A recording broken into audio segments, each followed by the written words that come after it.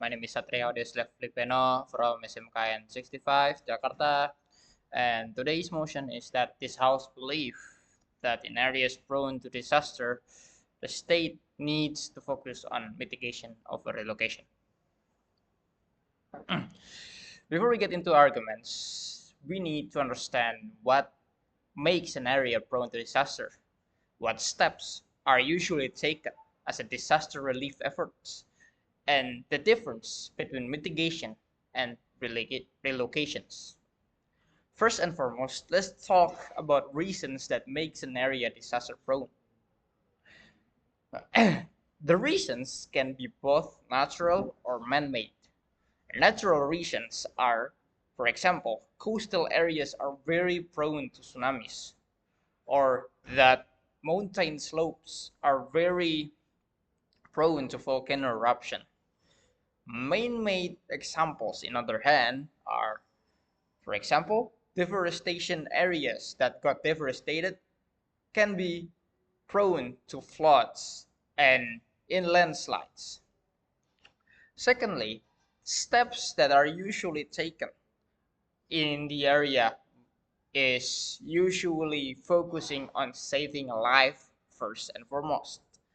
This usually reflected in search and rescue operations and medical tent aid, and also providing the area with immediate food, water, and medicine supplies and distribution routes. Lastly, both mitigation and relocation are strategies that are usually implemented as disaster relief effort itself, when the relief efforts are seen as sufficient, so it only applied at the end of the relief effort. On one side, mitigation is to help the area safer in event of another disaster should occurs.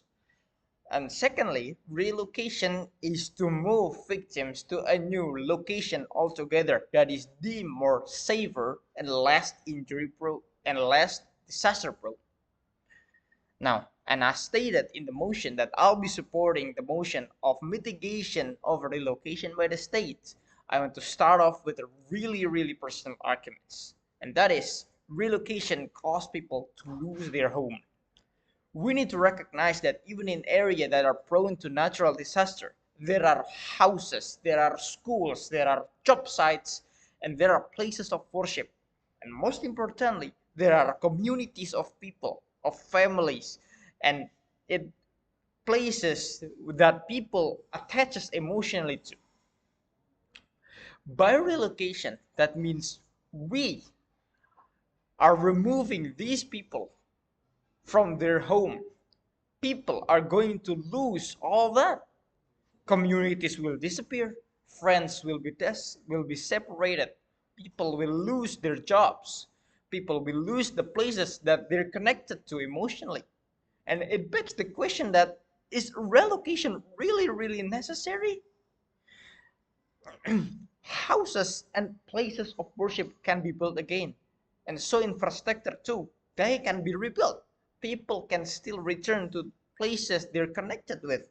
Communities can foster solidarity to survive the hardship of disaster. People can return to their jobs when the area is safe already. But relocation removes all those options from them.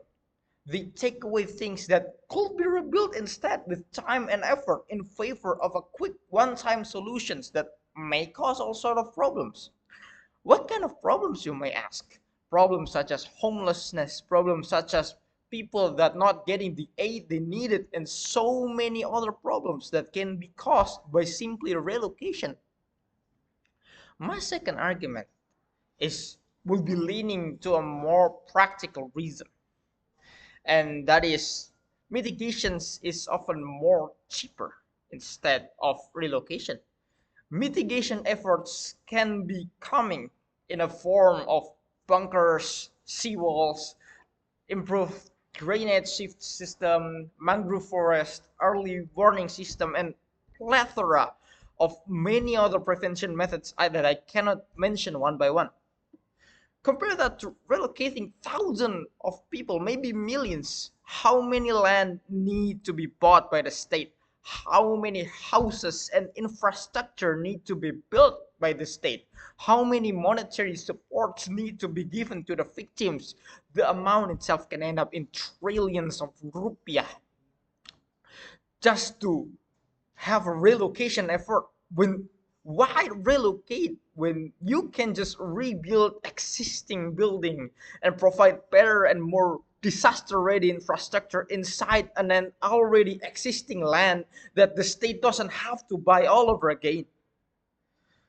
And these reasons bring us to my third and last argument, that intervention effort, if done properly by the state, mitigation efforts, if done properly by the state, can create a very strong and resilient communities in the existing area. These communities can manage disaster better and making a long-term disaster relief effort easier.